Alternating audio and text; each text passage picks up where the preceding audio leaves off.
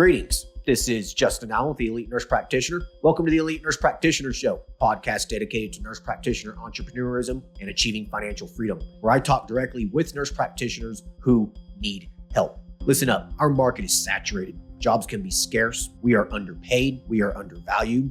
We are taken advantage of by the sharks within the healthcare system, and frankly, screw that. I'm sick of it, and it's time for a change.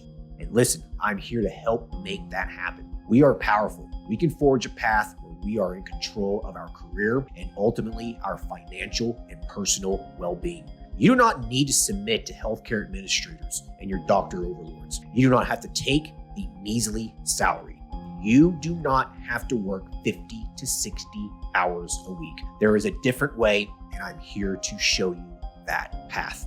This podcast is raw and unfiltered. I have not talked to the nurse practitioners in this podcast prior to the call outside of an email exchange to schedule the episode. What you're about to listen to is a consultation session between a nurse practitioner and myself. It is real, it is unscripted, it is unplanned, and I have no idea what we're going to talk about. Anything and everything can happen during our conversation. The nurse practitioners in these episodes are struggling with an issue in their professional or financial life, and they have reached out to me for help. My goal is to help the nurse practitioner with actionable advice that will enhance and improve their professional, business, and financial life. My other goal is to hopefully help my nurse practitioner sisters and brothers build a more productive, powerful, and free life. So I hope the content and information within these podcast episodes does just that.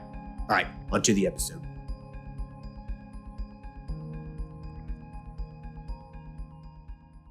Hello, everyone. Today we'll be talking to Sarah, who is both an acute care and family nurse practitioner. Currently, she's working part-time in the hospital in trauma and spends her other time working at a regenerative medicine clinic. Sarah is wanting to start her own practice where she wants to provide integrative medical services and hormone replacement therapy. She's needing assistance with narrowing down her focus and where to put her energy in terms of the practice startup process. Hey, Sarah, how are you? Doing great. How are you? I'm good. So, appreciate you hopping on here and, just tell us a little bit about yourself, how long you've been a nurse practitioner for, and what kind of things you've been doing.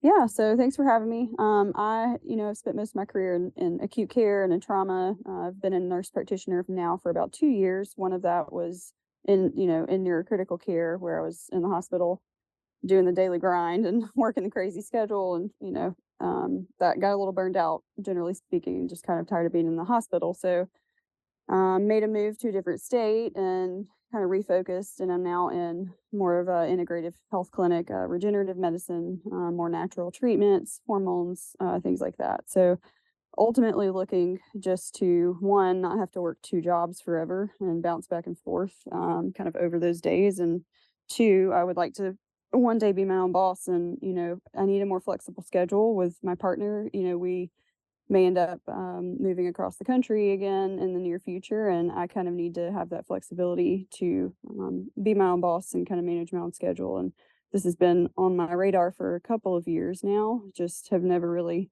had the focus to really get it started. So Okay. So you're making a big move coming up then. So you kind of want to get things. that could be. It's kind of in the works possibly. So I just, whether we move or not, I would like to go ahead and get this ball rolling.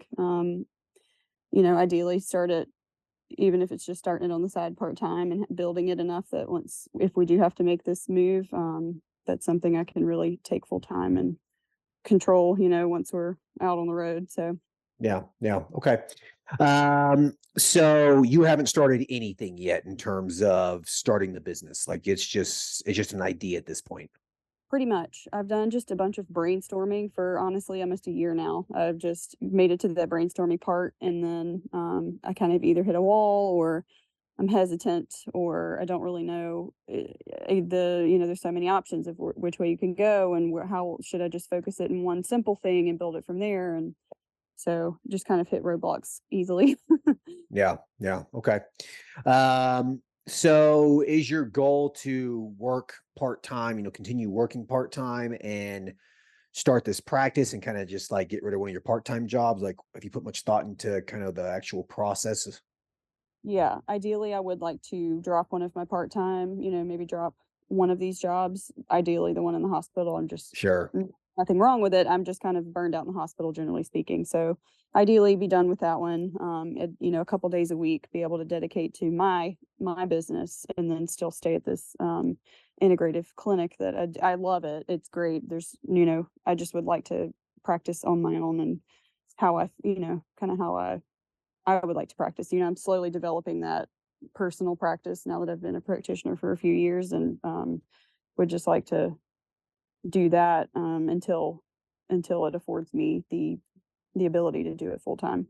Yeah. Yeah. Okay. So are you wanting to do this telemedicine? Like, what are your I would, thoughts there? Like, do you have yeah. a non-compete with your current practice? Like, I yeah, need to look, yeah, I need to look into that with the current practice. That's actually I listened to that in another episode. Heard you say that, and I was like, oh, I need to see. So I'm not totally sure, but yeah, telemedicine would be ideal. I mean, I would love to be able to do something from home. We want to start a family soon, and again, that flexibility for my partner's career, it would be beneficial for me to be able to really control my schedule and work from home and start a family. So that would be the goal, would be more of a telemedicine thing. Maybe down the road, turn it into an actual clinic, but that would be a long time from now. yeah, okay. So if you're doing telemedicine, non-compete's probably not gonna really be that big of a deal. Okay. Okay. I mean, if you're seeing patients in other states, how the hell can they have any say in what you're doing? You know what I mean? So, Yeah. yeah, so it's probably not gonna be that big of a deal. It would just be, more of a local thing. But, as long as you're not seeing patients locally or they don't really know about it, then, don't really Yeah. worry too much about it. Yeah. I mean, if you're seeing a couple people, locally through your telemed practice, how the hell would they ever know? You know? Yeah. Yeah. Yeah. So, okay. So telemedicine practice and you're wanting to do integrative medicine. So tell me about what kind of services you are thinking about, providing. So, I mean, a lot of I guess just from the experience I've had in the hospital, I would love to prevent a lot of these chronic illnesses from getting so bad, strokes, heart attacks, all of that, kind of starting at the root cause of things, and helping people focus their health. I mean, I'm super active, really into nutrition, things like that. So I kind of feel like I have experience in a lot of realms of health, not just providing care in a hospital, and I would love to somehow be able to focus those things and really help people treat themselves not only with more natural supplements and making sure we fix their hormones, but also focusing on building up some type of fitness plan, some type of nutrition plan. I feel like I've, again, had enough experience doing those things. Not that I have specific certifications in nutrition or anything like that, but I just feel like they're so important. And I would like to be able to teach people these things and how important they are, because the more I get out into the world and visit, just random people, kind of hearing them in stores and things like that, people don't really, not everyone understands how important nutrition is, especially here in the United States. It's very backwards, and the way that our food pyramid is just kind of a mess here in the U.S. So I just feel like that would be a helpful approach. I would really like to help people address several parts of their life, not just medications. I don't want to give people, band-aid things with medications. Right. Yeah. Yeah, the whole food pyramid is Yeah. bullshit. Yeah. It's garbage. Yeah. I can't believe they're still pushing it. It's just, kind of going off a little side note here, but it's built off of subsidies and what's an easy thing to grow to feed the populace. That's, having grains at the bottom, having simple carbohydrates at the bottom is ridiculous. Right. Yeah, it's complete garbage. Like, what is it? Like, lean protein is like second from the top or something, like Yeah, where it should be pretty much number one. where it should be like number one, right? Yeah, I mean, it's complete garbage. Yeah. Yeah, if anyone's listening to this and you're still recommending to your patients Yeah. the food pyramid, please stop. Like, Stop. get your head out of the sand. Stop listening to the establishment. It's complete nonsense. It's garbage. Yeah, Yeah, super healthy people living at 90 years old aren't living by the food pyramid. I can guarantee exactly. you that. Yeah. So anyways, yeah, no, I agree with you. So if you're wanting to start this telemedicine, okay, you're gonna have some uphill battles here. Okay. So you're licensed in 8 states, right? So as a nurse, yes, several states, but as a nurse practitioner, two right now. Okay, but the other ones are in progress, basically. Yes. Right. Yeah, Okay. it'd be pretty simple to set up several more NP because I have so many RN licensures. It'd be pretty simple to just add on my NP. I think it just the Yeah. complication comes from like we talked about before with um, you know, supervising physicians and things like that, collaborative agreements and all those. That's kind of where I get fogged up with. Well, are you getting these licenses in independent states, I hope? I was hoping that was my goal, was just to focus in independent states, and not really have to worry about that. So, Yeah, um, okay. I mean, that should definitely be your goal. I would yeah, yeah, you don't want to you don't want to be offering services in, I don't know, I'll just pick a random state like Texas or whatever, yeah, okay? And, you're in 8 other states, and Texas is just that one state that you have to have a collaborator and you're paying this guy, $500 to $1,000 a month for right. doing nothing, for seeing 3 patients a month or something in Texas. Like, it would just be a waste of your money. So okay, so yeah, okay. Uh Anyways, though, there's an uphill battle here, so starting a telemedicine practice from scratch can be Mhm. difficult. The big thing is just getting patients. Okay. Yeah, So the internet is a very, very big place, and it can be very, very hard to put a footing down, so to speak, in this very, very large place. yeah, Okay.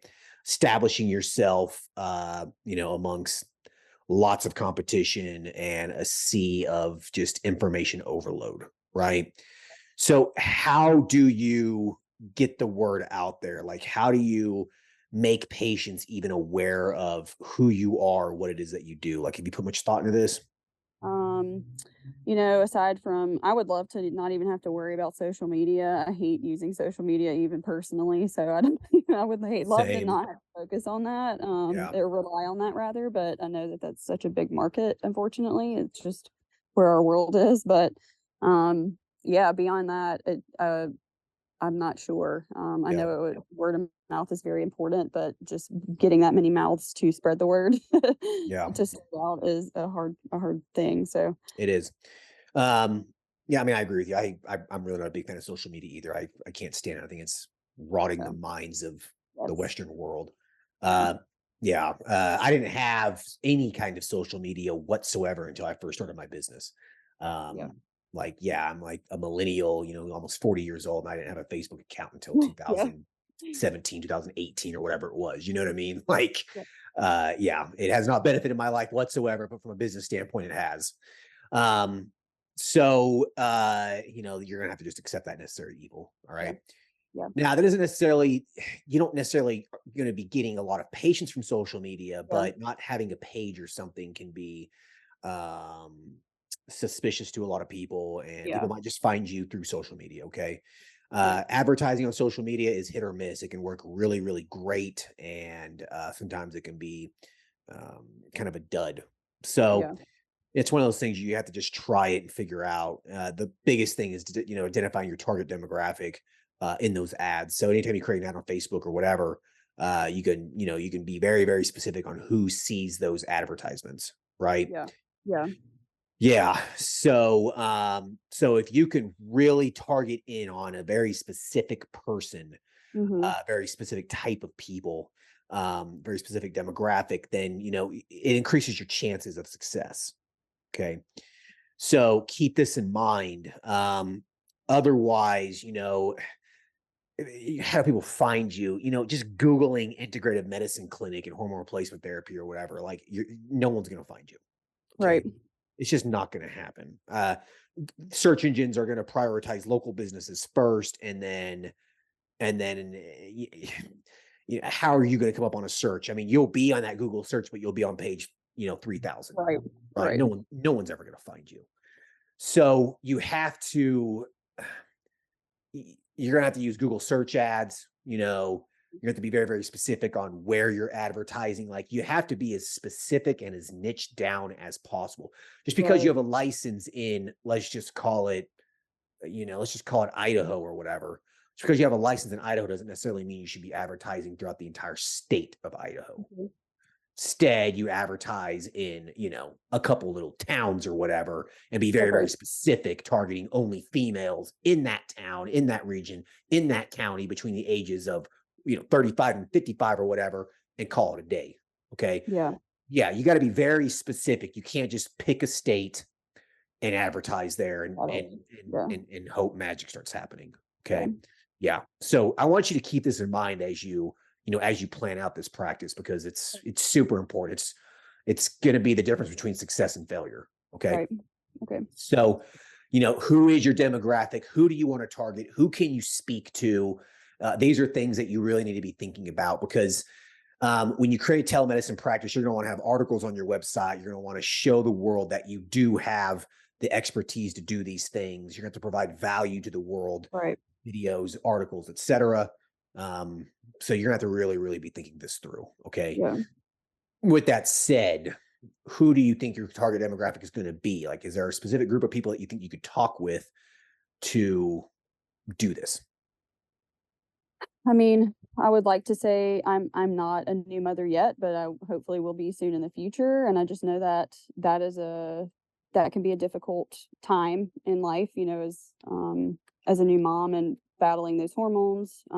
But I also know, and like balancing a family, nutrition, fitness, prioritizing those things. So I know that's kind of been done, I feel like, but also just that perimenopausal, postmenopausal female demographic. I just, I've kind of worked with also men and replacing testosterone and things like that. I just don't necessarily want to narrow myself down to only doing hormones. But I don't know if that's how it should start. And then I, branch out from there. But I feel like I can relate with females just so much easier, obviously. So I don't know if that's the target I should reach for. For sure, that's like the foundation of the target. You're going to be a lot more Yeah. specific than that. You Okay. know, women perimenopausal, like, okay, I mean, how many people is that? Yeah. 10 million, 20 million, 50 Yeah. million people? Like, you need to get this down to 10,000 people, like how targeted can you get? Yeah. Right. So you really need to be thinking, who can you target online and speak directly to those people? Who are you? Sarah's a unique individual, but in reality, there's probably a lot of people like Sarah in the world. Right. You Right. know, you're going to have to be very, very specific. So whenever I advertise online for, any medical practice I've had, the men's health clinic or Mm. the transgender HRT telemedicine practice that I had, every time I've ever advertised, I always chose as specific as a demographic as possible on Okay. my social media ads. Yeah. Okay. You know, people interested in drag queen who are interested in investing in the Mhm. stock market. Yeah, they have to be interested in both of those things, or they Yeah. or they won't see the ad. You know what I mean? How many people Yeah. is that? Yeah. Not a lot of people, Right. right? But Right. those are people who might be transgender and have money, Yeah.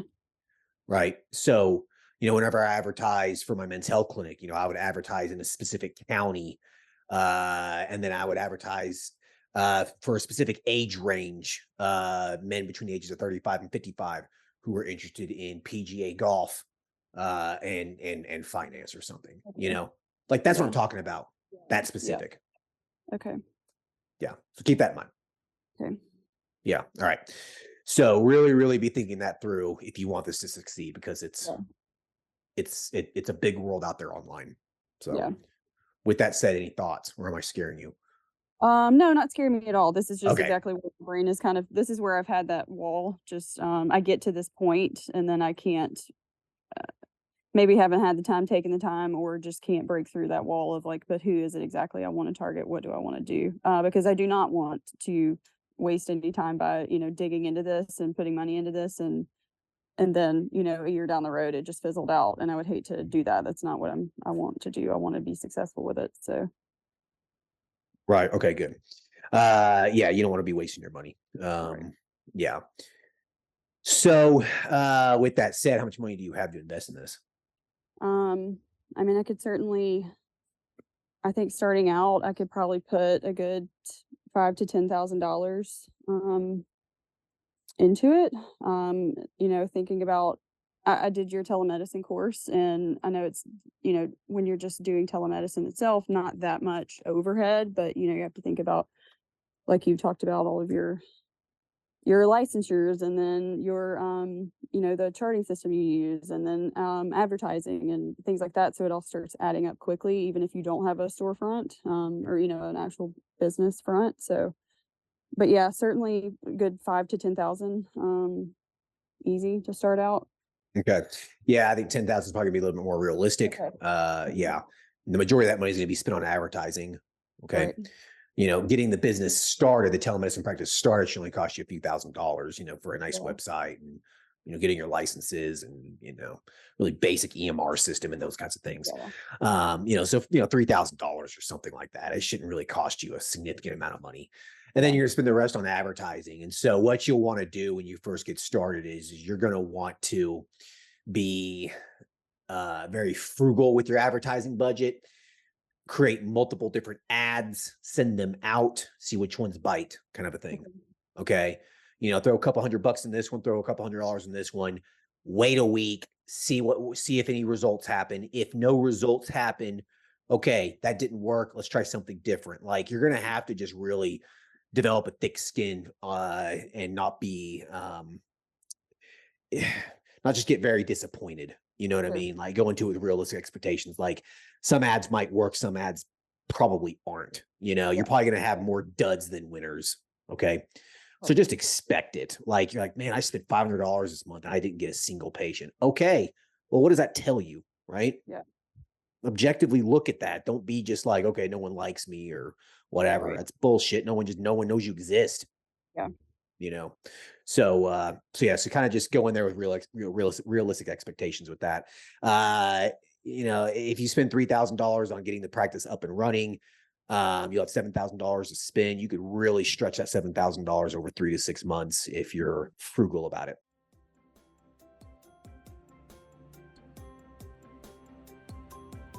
All right. I hope everyone's enjoying the episode so far. I just wanted to take a quick break to thank everyone listening and also give a big thank you to all of my social media followers and email subscribers. If you haven't done so yet, please subscribe to our email list at www.elitenp.com and make sure to follow us on Facebook, Instagram, and LinkedIn. Email subscribers will receive updates on new weekly podcast episodes, multiple weekly articles we publish, new courses, and everything else related to helping you succeed. Remember, all elite nurse practitioner courses are designed to help you build a niche practice, increase your financial strength, and to break free from the rat race. If I can break free and the other countless nurse practitioners can break free, then so can you. Additionally, please share this podcast with your other nurse practitioner sisters and brothers out there. The more NPs that venture out on their own, the stronger our profession will become. Now, let's get back to the episode.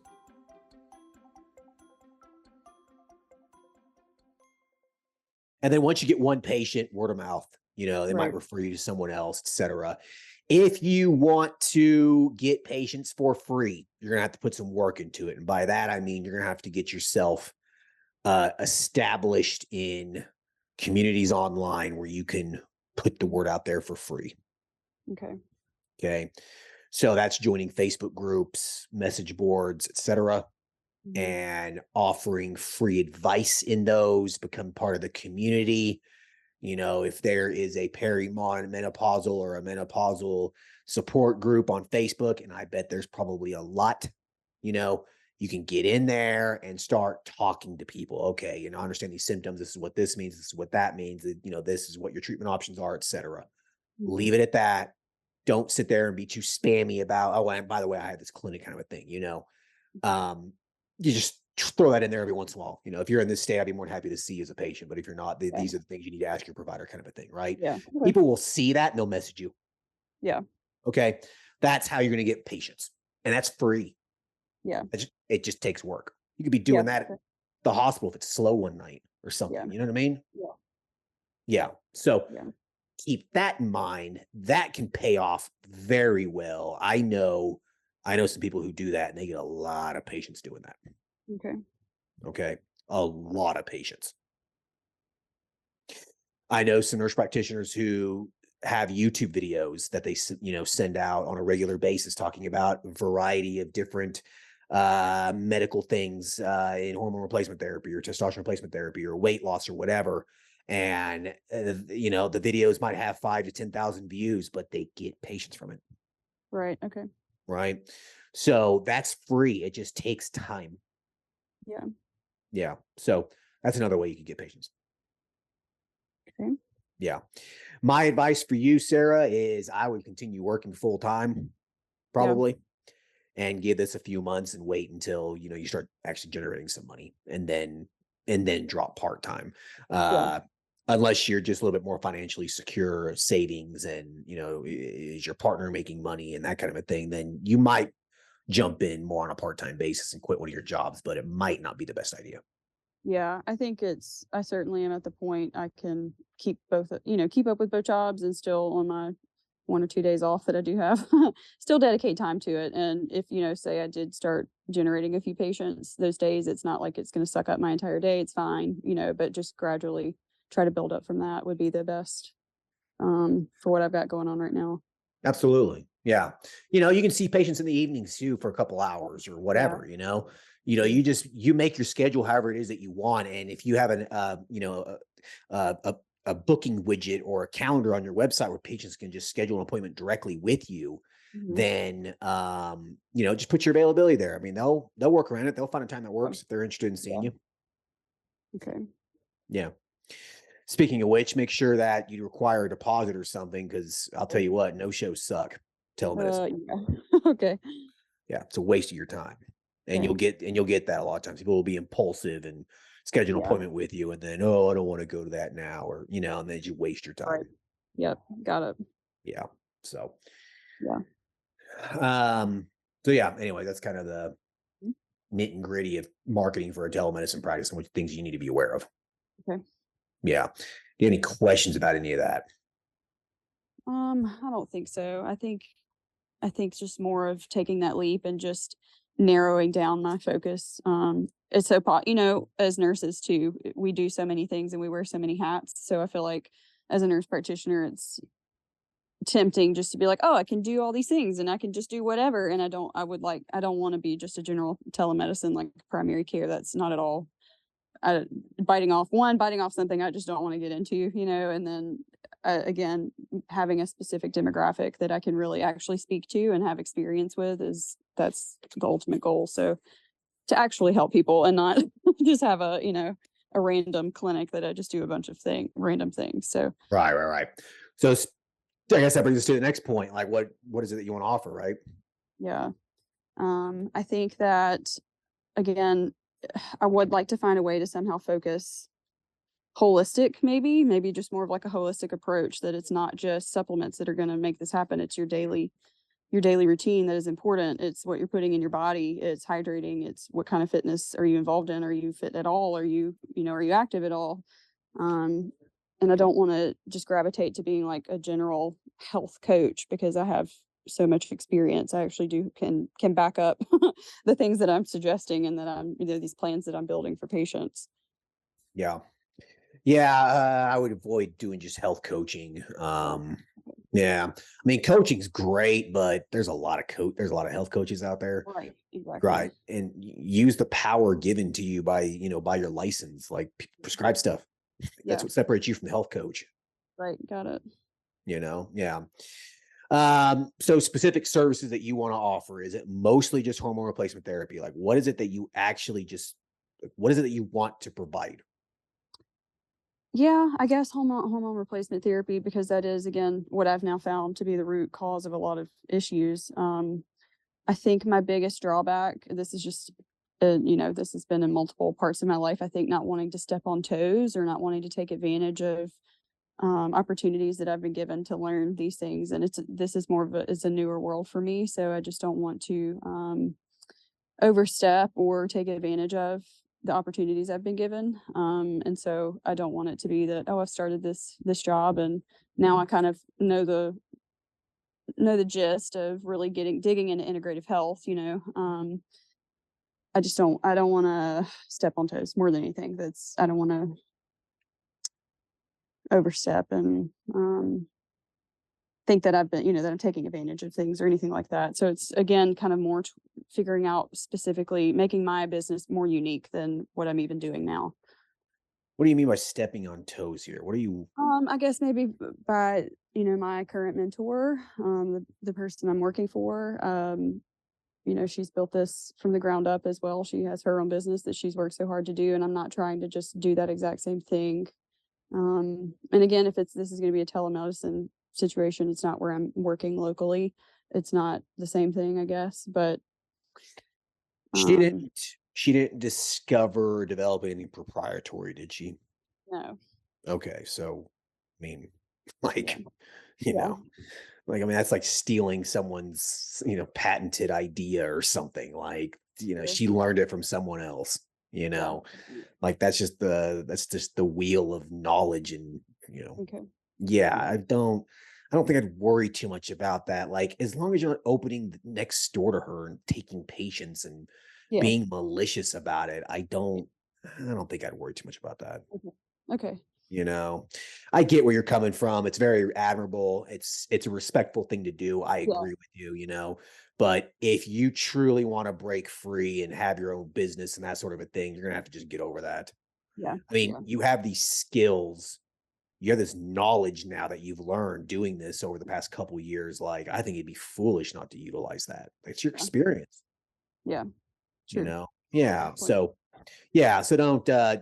don't let that hold you back from what it is that you want to do. So with that said, what do you feel like that you're an expert at that you could really provide? So I mean HRT, anything else? Um, Definitely, I do feel like I'm pretty great with, like, nutrition and exercise fitness. I actually was a fitness coach at one point, years ago, so something I've kinda let go of certifications, but could easily re-up. But, yeah, like, stroke prevention is definitely another thing that I'm very good at. But, um, I don't know, I guess because 'cause I've just had I almost feel a little limited now that I'm out of the acute care world because I was so good at that for so long. And so now branching out, into a different world, I feel maybe I'm not as skilled as I was in the hospital. Sure, I that's don't just know. growing, right? Yeah, Yeah, I mean, I was an urgent care pro, yeah, you yeah, know, and then I go yeah, out and do men's health and medical cannabis. Like, what the hell, yeah, pretty much. It's you just, know? it's a little bit of a wild, wild west feel. It's so different, and, Yeah, working in that hospital for so long, you've got all these safeguards and, rules and regulations, and you just are built to become like this little robot almost. right. And so, you think a particular way and it's always yes or no, white or black. And now I feel like I'm in a little bit of a world of gray, and there's just so many options, and especially in integrative medicine. So I guess not being afraid of that and just going full force and using that to my advantage and not being scared of it, like Yeah. having that limitation. Yeah, I don't think I worry too much about it. I mean, you look at the liability associated with it, right? Like, what's truly a liability associated with what it is that you're doing from an integrative standpoint? You're not seeing someone for chest pain. Right, right, You're not seeing someone who's just suffered all this trauma or who's fluid right. depleted and Yeah, life and death stuff here, like, yeah, so yeah, don't worry too much about that. It's hard to break that mindset when you're not, coming from an acute setting into more of a yeah, very, very laid back setting. yeah, You're always on edge, right? yeah, You're always yeah, thinking about what could go wrong, what's the liability, blah blah blah blah blah. And in reality, it's probably just not necessary. It's probably just complete overkill. Okay. yeah, yeah. That's Yeah. definitely the challenge I've met with, getting more and more away from, critical care. It's been that literally exactly that. Right, right. Like, everything's not critical. Everything's Yeah, not acute. Everything's not an emergency. yeah, I suffer from the same thing. I think it's just that's pretty normal. Okay. okay, So, like, you'll break out of it. It just takes some time. And some of it honestly will just never go away. But that just makes you a unique provider, right? You think of yeah, things a little bit more critically than someone who just, you know, grew yeah, up in a more of an outpatient setting and nothing's right, critical to them. yeah, They agreed, yeah, freak out if someone just having any kind of chest pain at all and send them to the ER when in reality it was just, yeah, esophageal spasm or something, like, right, just through some yeah, basic history. You could have just treated this patient in your damn office. Why the hell did you send him here? You know? yeah, Yeah. So, So yeah, anyways though, yeah, but it just makes you a unique provider, and it just gives you a lot more of a diverse skill set. So when you get a little bit more laid back in the outpatient setting, I think that'll definitely ease up. And but the beautiful thing about this integrative stuff is that you can be a little bit more creative with it. There isn't a protocol for everything, and it isn't all black and white, right? Yeah. Right. It makes practicing a little bit more of a joy again. Right. Yeah. Agreed. Yeah. Um, so okay, so just hormone replacement therapy, nutrition, weight loss, fitness kind of a Yeah. thing. Yeah. Yeah. Okay. Well, I mean, I'm pretty sure there's a lot of middle-aged women who could use all of that, Yeah. Yeah. So speak to that middle-aged woman. How old are you? I am 34. 34. Okay. So you're about 10 years away still. But Yeah. but you talk to these people, you know Oh, what yeah. they're going through. You can relate to them to a certain extent. Like you know what's going on. Yeah, I know the struggle that they're kind of going through, especially with the hormone roller coaster. Just Right. understanding how much that really throws a wrench into it. So Yeah. Okay.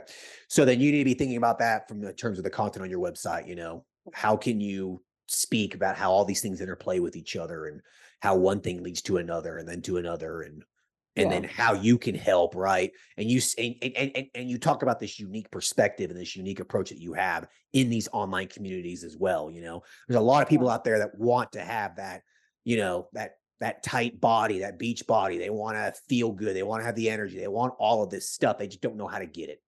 right. You do, right? Yeah, So, exactly. yeah. So, I mean, there's a need for it. Like, there's a huge need for it. It's just Okay. finding the people who need the help, right? Right.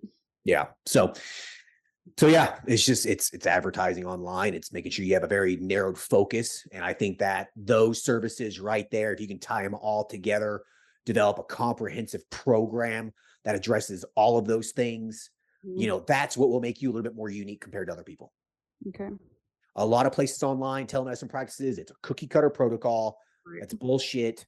It's nothing special. You know what I mean? Right. You're not going to be that way. You're going to have a very unique perspective on things. You're going to have a more of a comprehensive program. If that's what you desire. If you want a cookie Yes. cutter Yeah. program and a pill mill for HRT, fine. It works great in some place, for some Yeah. people, but that's not what you want. Develop a comprehensive program and sell it. Yeah. That definitely sounds more of, yeah, that sounds good for sure. Yeah. Yeah. So be thinking about that. How are you going to sell that? And that's through Yeah. the content that you develop. Okay. Yeah. Yeah. So any questions there? Oh no, that's perfect. Yeah. That's Cool. helpful. Yeah, yeah, all right. So yeah, I mean, this is kind of a telemedicine marketing crash course right here. Yeah. Yeah. Yeah. Yeah. uh, so any other questions? Anything else you want to talk about?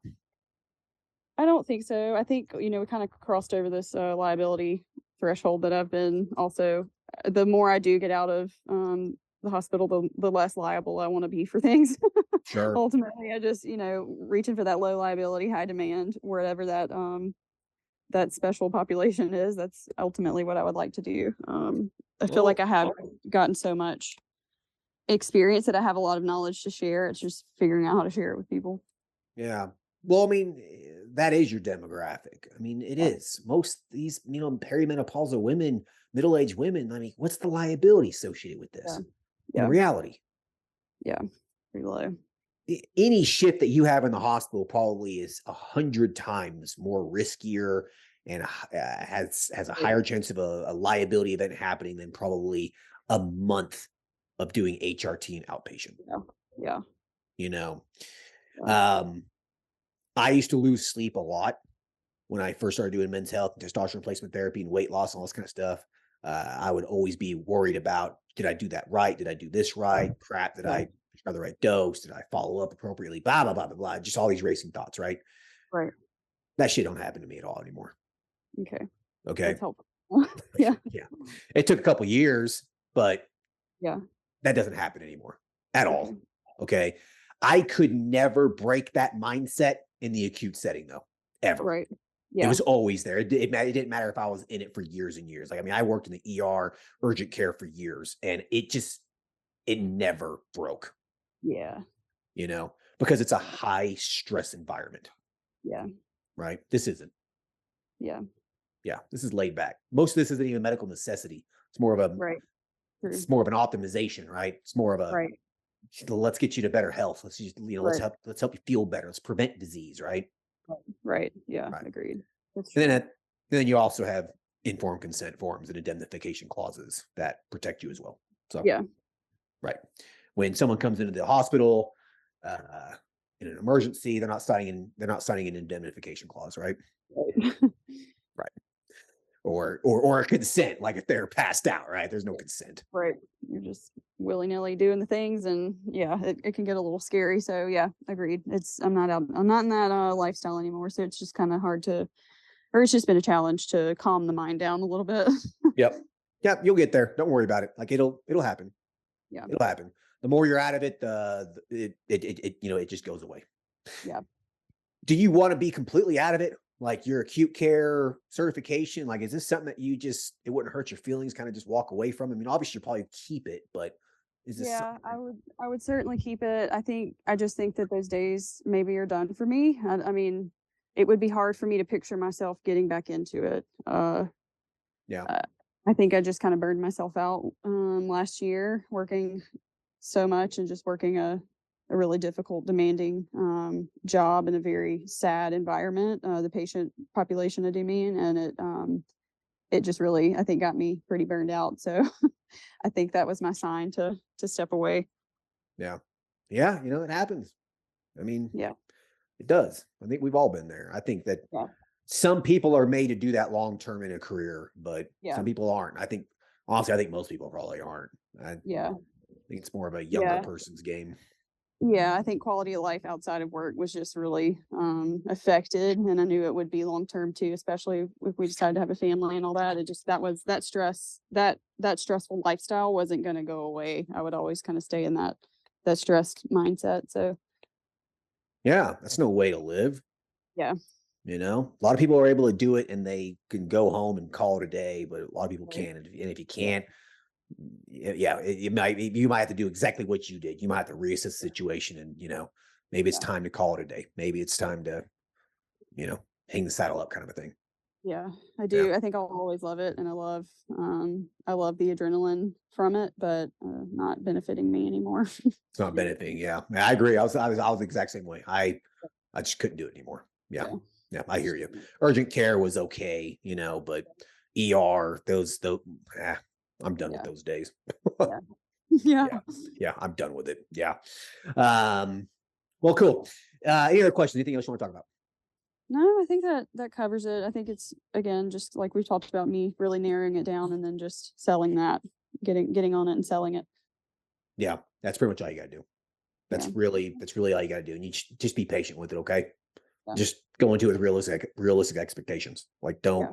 don't get down on yourself if it's a little slow for the first 3 to 6 Yeah. months. That's part of it. Okay. But if you can get into a community, start delivering a lot of free value and start that stuff like that, you'd be surprised how fast it can grow. It can grow Yeah. quick, grow Okay. really quick. Yeah. Yeah. Like if you get 50 to 100 patients, those 50 to 100 patients know a lot of other people. Right. Right. Okay. You know what I mean? You're talking about those 50 to 100 patients have a social network of thousands of people. You know what I mean? Right. Yeah. So yeah. Okay, cool deal. Well, if you don't have any other questions, I like to end the episode with you asking me a question. So do you have a specific question for me? Personal question, curiosity, anything like that? I guess of the businesses that you've developed and, in this process of you branching out, I guess what's been your on a positive note, what's been your favorite part of it? The favorite part of just starting all these businesses, Yeah. Yeah. it's the freedom and the Okay. time. It's getting time back. Yeah. I wake up and I do whatever the hell I want. Yeah. Like I don't schedule patients. I don't schedule work till 10 or 11 o'clock. I just Yeah. don't. I go to Yeah. the gym, take my time, eat Yeah. That's great. breakfast. Like, Yeah. I usually don't start working until 10 or 11 o'clock. And then I'm usually That's done awesome. by 3 most days. Oh yeah, that's great. Yeah. Like scheduling this podcast with you at 3:30 my time. I was like, she couldn't do 3, really? Yeah.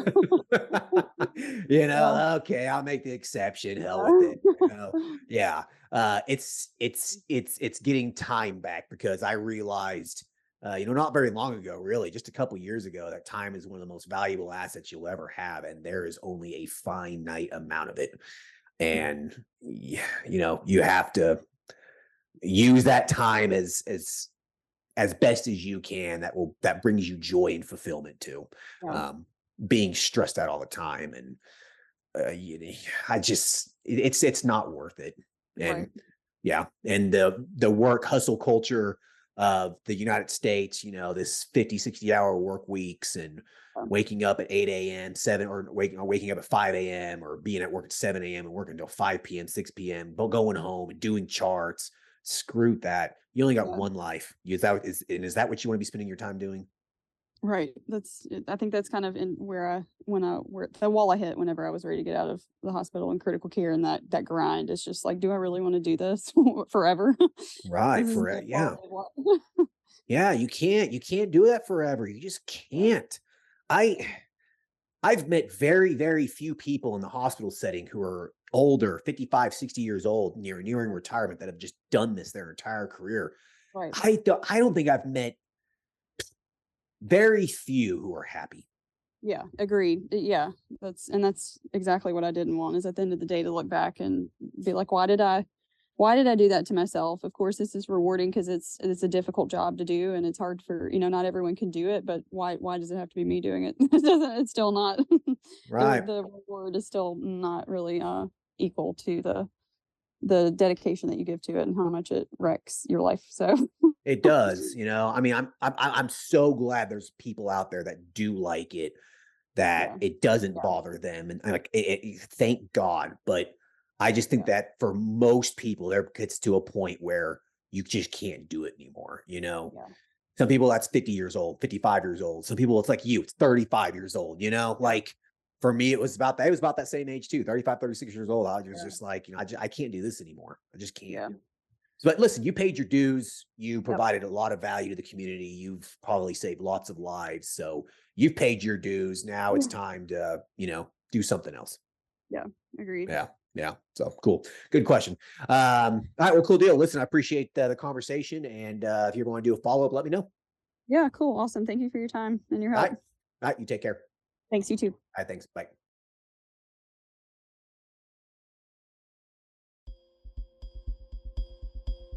All right. I hope everyone enjoyed the episode with Sarah. I mean, that really was just a kind of a telemedicine marketing crash course right there. I mean, we went over everything that is truly relevant to, starting and scaling and growing a telemedicine practice. Like, it's really not that hard, guys. I mean, we pretty much covered everything you needed to know in that episode. You have to have a targeted demographic. You have to have a focused niche service that you want to provide. You need to make sure you have the budget to advertise it. You need to be providing lots of free value through content, videos. You need to be engaged with the community, okay? If you do these things, it increases your chances of success greatly, okay? And if you're in Sarah's position, or you're, maybe even in my position, like, sit back and look, like, is your job truly providing you the kind of life that you want anymore?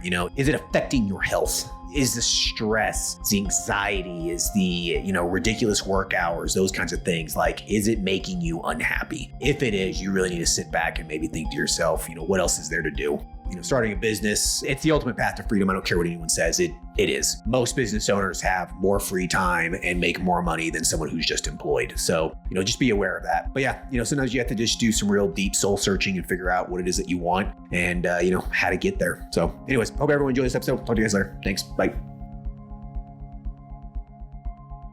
Thank you for listening to the show. Quick legal disclaimer. The content of this podcast is meant for informational and entertainment purposes only and should not be used as legal, financial, medical, regulatory, or practice-specific advice. For information pertaining to your specific legal, financial, medical, or practice-specific needs, please be sure to consult with your lawyer, CPA, medical director, and/or your state's practice laws and the most up-to-date clinical guidelines. As always, do your due diligence when it comes to any information found online and in podcast. The content in this podcast is copyrighted by Galaxy Medical Southwest 2023 and cannot be duplicated, rebroadcasted, or reproduced without our written permission.